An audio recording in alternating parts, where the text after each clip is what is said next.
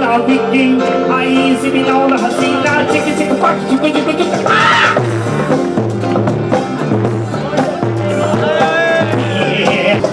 Establishment neutral ہوئی لیکن بعض لوگ نیوٹرل ہونے کے لیے تیار نہیں ہیں.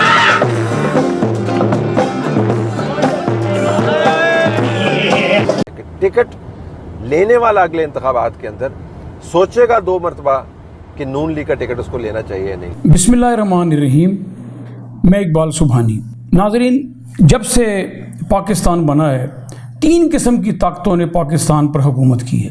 نمبر 1 جاگیردار، نمبر 2 فوجی جرنیل یا آمر، نمبر 3 سرمایہ دار. ان تینوں طاقتوں نے ہمیشہ عوام کی مرضی کے خلاف حکمرانی کی.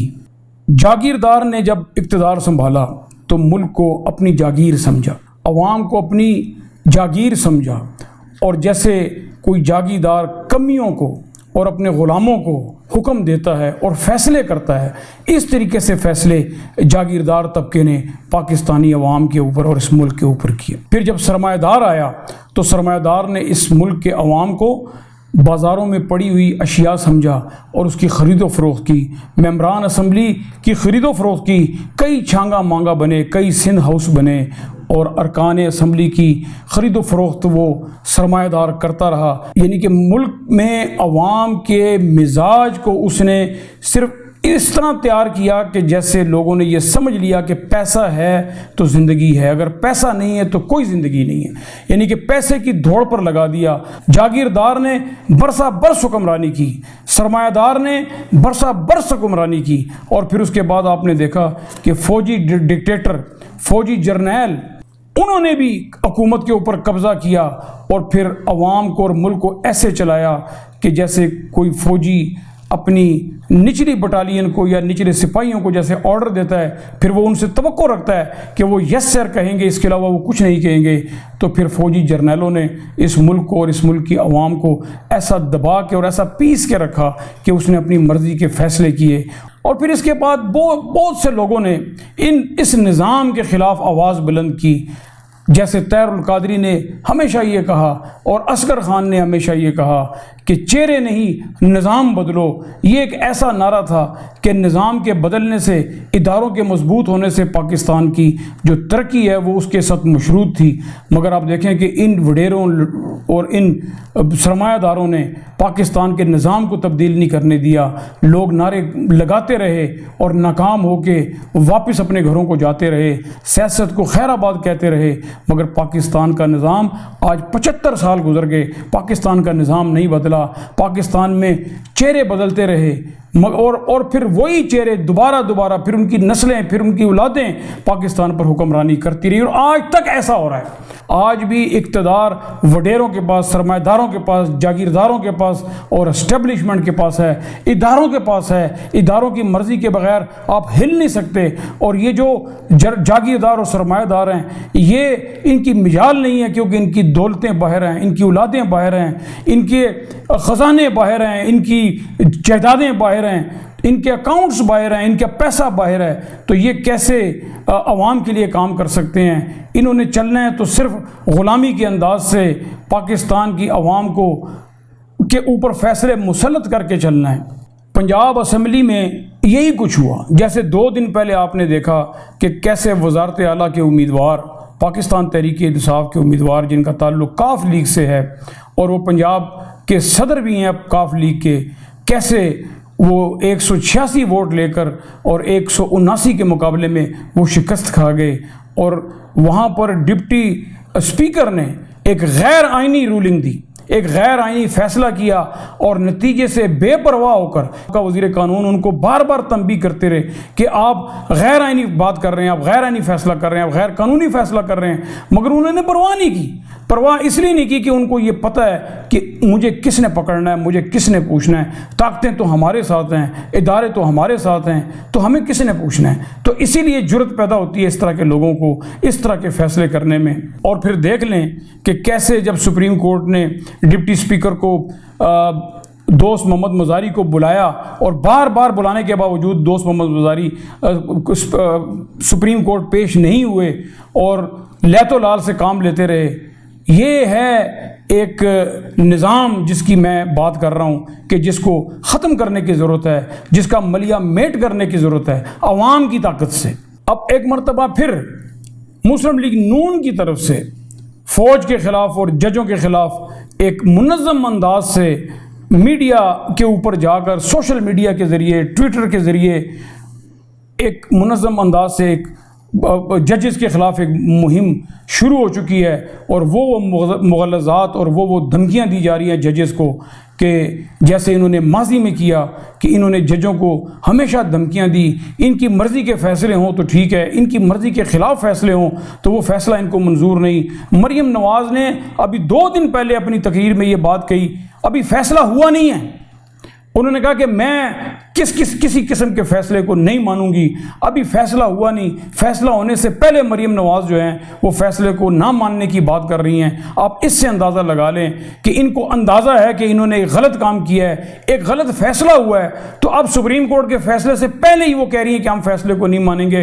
اور اسی طرح لبرٹی چوک میں اس امپورٹڈ حکومت کے وزیر اعلیٰ کہ جو ایک غیر آئینی طریقے سے پھر منتخب ہوئے 179 ووٹ لے کر, اس حوالے سے جشن کا اہتمام کیا لبرٹی چوک میں, مگر لوگوں کی عدم دلچسپی کے باعث اور پوری نون لیگ لاہور کی وہ اس کام پر جڑی رہی کہ لوگ لبرٹی چوک پہنچیں.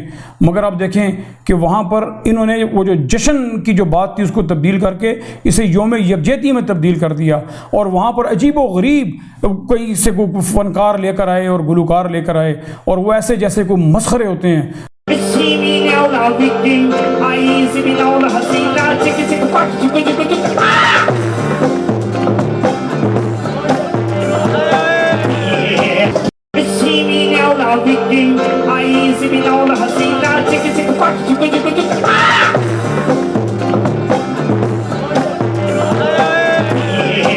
اور پھر اس کے بعد اس نے خواجہ سعد رفیق نے ایک مرتبہ پھر عدلیہ کو للکارا. اسٹیبلشمنٹ نیوٹرل ہوئی, لیکن بعض لوگ نیوٹرل ہونے کے لیے تیار نہیں ہیں. ایسے فیصلے آئے ہیں جو فیصلے آئین سے متصادم ہیں. آئین لکھنے کا حق محترم عدالت کو نہیں ہے. 63A پر جو آنریبل سپریم کورٹ کی رائے ہے ہم سمجھتے ہیں آئین سے متصادم ہے. جو بات 3.5 سال عمران خان کی حکومت میں مسلم لیگ نون کہتی رہی, فضل الرحمان کہتے رہے اور پیپلز پارٹی کہتی رہی کہ نئے الیکشن کرائے جائیں, نئے الیکشن, 3.5 سال انہوں نے یہی رٹا لگایا. اور پھر اب جب ان کی اپنی حکومت بن چکی ہے, چاہے وہ کسی بھی طریقے سے بنے, تو اب یہ الیکشن کا نام سننا نہیں چاہتے. اب جو الیکشن کی کرانے کی بات کرتا ہے یہ پوری بریگیڈ اس کے پیچھے لگ جاتی ہے اور اس کے ساتھ وہ کرتے ہیں کہ جیسے اس نے کیا کوئی گناہ کبیرہ کر دیا ہے. اور پھر اسی طرح وہ عطا تارڑ جو ہے فرزند بریف کیس جس کو میں کہتا ہوں, اس نے بھی دھمکیاں دی اداروں کو اور پھر ججز کو دھمکیاں دی, اور پھر وہ قمر زمان قاہرہ جو ہے وہ میڈیا کے اوپر آ کے فضول بکواسات کر رہا ہے, اور وہ جو ڈپٹی سپیکر کا جو فیصلہ ہوا ہے اسے وہ کسی طریقے سے جائز کرانے کی کوشش کر دے رہا ہے. وہ کسی قانون کے تحت, کسی آئین کے تحت وہ جائز نہیں ہو سکتا. فیصلہ کرنا ہے تو 12 کے 12 جج بٹھاؤ, یہ فیصلہ فل کورٹ کا مانیں گے ورنہ اس کو تسلیم نہیں کریں گے. ہمیں اپنے کیسز عدالتوں میں نہیں لے کے جانے چاہیے, ہمیں اپنے فیصلے خود کرنے چاہیے. سیاسی معاملات جب عدالتوں میں جاتے ہیں, عدالتوں کے مقدمات کی اپنی طرح وضاحتیں ہوتی ہیں, انٹرپریٹیشنز ہوتی ہیں, اس پہ فیصلے ہوتے ہیں. پھر عدالت پر تنقید کر رہے ہیں کہ عدالت ڈپٹی سپیکر کو کیوں بلا رہی ہے, قاسم سوری کو نہیں بلایا. بھائی قاسم سوری کا فیصلہ عدالت نے رد کر دیا تھا. قاسم سوری کا جو بھی قاسم سوری کی جو رولنگ تھی اس کو سپریم کورٹ نے رد کر دیا تھا, تو قاسم سوری کو بلانے کی کیا ضرورت تھی. اب وہ صرف اس لیے اس کو بلا رہے ہیں ڈپٹی سپیکر کو پنجاب اسمبلی کے دوست محمد مزاری کو کہ اس کو یہ پوچھیں کہ آپ نے سپریم کورٹ کی رولنگ کا حوالہ دیا ہے, ذرا آ کر ہم کو بتائیں کہ وہ رولنگ کہاں لکھی ہوئی ہے جو آپ نے حوالہ دیا ہے, اور وہ پکڑائی نہیں دے رہے. اور قمر زمان قاہرہ اس حوالے سے ان کے اوپر تنقید کر رہے ہیں. اور پھر کہہ رہے ہیں کہ جی پارلیمنٹ جو ہے وہ اسی کو اختیار ہے کہ وہ جو کرے، ججز کا، عدالتوں کا کام نہیں ہے کہ وہ پارلیمنٹ کے معاملات کے اندر مداخلت کرے۔ یعنی آپ اندازہ لگائیں، وہ یہ کہنا چاہ رہے ہیں کہ ہم جو مرضی کریں، نہ ہمیں سپریم کورٹ پوچھ سکتی ہے، نہ ہمیں کوئی اور پوچھ سکتا ہے۔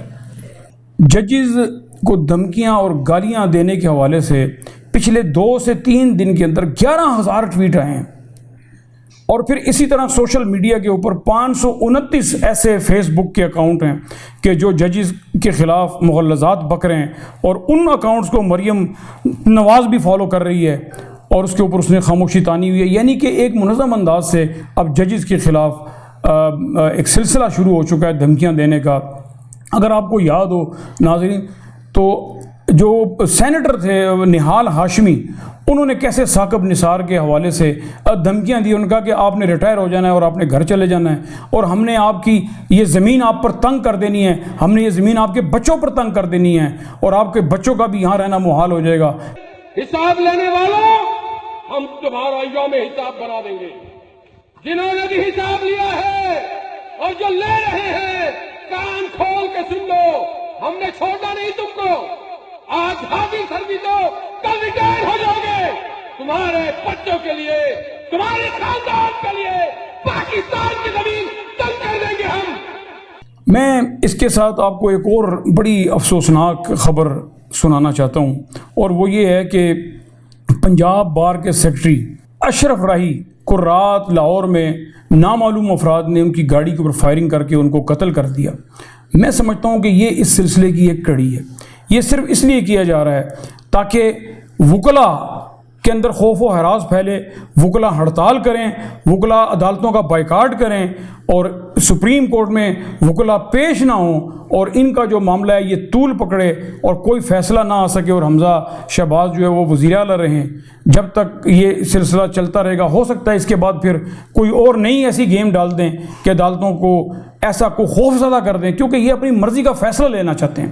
انہوں نے وہ جسٹس قیوم کو بریف کیس بھجوا کر، اور پھر ان کے ساتھ ٹیلی فون کے اوپر وہ جو لیک بھی ہوئی ہے ٹیلی فون شہباز شریف جسٹس قیوم سے اپنی مرضی کا فیصلہ لینے کی بات کر رہے ہیں۔ انہوں نے کام ہی یہ کیا ہے کہ انہوں نے ساری زندگی اداروں کے ساتھ مل کے، ججوں کے ساتھ مل کر، اور وہ امپائر کے ساتھ مل کے انہوں نے اپنی گیم کو ٹھیک کیا ہے، انہوں نے اپنے اقتدار کو طول دیا ہے۔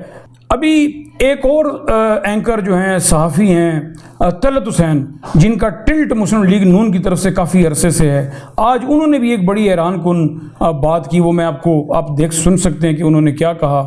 وہ یہ کہتے ہیں کہ اب اس وقت حالات، پہلے یہ ہوتا تھا کہ مسلم لیگ نون کا ٹکٹ لینے کے لیے لوگ لائنوں میں کھڑے ہوتے تھے، اور وہ ایک جیسے وہ ایک چیک ہوتا ہے، چیک، تو مسلم لیگ نون کا ٹکٹ ایک چیک ہوا کرتا تھا کہ جس کو وہ چیک مل گیا وہ MNA MPA بن گیا، یا چیئرمین کو ناظم جو بھی وہ بن گیا۔ مگر اب اس وقت وہ بتا رہے ہیں کہ یہ حالات ہو چکے ہیں کہ مسلم لیگ نون کا ٹکٹ لینے والا کوئی نہیں ہے۔ اب جو انڈیپینڈنٹ جیتے تھے وہ آپس میں پتہ کیا بات کر رہے ہیں؟ وہ یہ بات کر رہے ہیں کہ بھائی جب ہم انڈیپینڈنٹ تھے تو ہم جیت گئے تھے، وہ جی نون لیگ کا ٹکٹ لیا تو ساڑھی ایسی ہو گئی۔ تو نون لیگ کا ٹکٹ لینے کے لیے جو لائنیں لگا کرتی تھیں، جو پلیٹنم کارڈ سمجھتے تھے کہ ہمارا ٹکٹ پلیٹنم کارڈ ہے، اب وہ سلور کارڈ یا تانبے کے کارڈ تک اس کی قدر رہ گئی ہے۔ تو یہ بہت بڑی امپلیکیشن ہے کہ ٹکٹ لینے والا اگلے انتخابات کے اندر سوچے گا 2 مرتبہ کہ نون لیگ کا ٹکٹ اس کو لینا چاہیے یا نہیں۔ یہ حالات ہو چکے ہیں مسلم لیگ نون کی، اور پیپلز پارٹی تو ویسے ہی پنجاب میں ختم ہو چکی ہے، اور سندھ کے اندر جو اس کی رہی صحیح کسر ہے وہ آنے والے الیکشن میں عمران خان نکال دیں گے۔ تو ان لوگوں کا جانا بڑا ضروری ہے۔ یہ مافیا ہے، مافیا، یہ 35-40 سال سے پاکستان کے اندر یہ مافیا بیٹھا ہے۔ اب لوگوں نے دیکھا، ہم نے دیکھا کہ ان کو جب لوگوں نے ووٹ نہیں دیے تو پھر بھی انہوں نے اقتدار حاصل کر لیا۔ تو اب اس سے بڑا مافیا، جیسے سپریم کورٹ نے کہا تھا، یہ سسلین مافیا ہے۔ تو جب جس جماعت کو عوام ووٹ نہ دے، وہ جماعت اقتدار میں بیٹھی ہو، تو یہ ان کا کمال نہیں ہے تو پھر اور کیا ہے۔ اسی کے ساتھ میں آپ سے اجازت چاہتا ہوں، آپ اپنا خیال رکھیے گا اور اپنے چینل کا بھی خیال رکھیے گا۔ چینل کو سبسکرائب ضرور کریں تاکہ ہر نئی آنے والی ویڈیو آپ تک پہنچ سکے۔ آپ اپنا خیال رکھیے گا۔ اللہ آپ کا حامی و ناصر ہو۔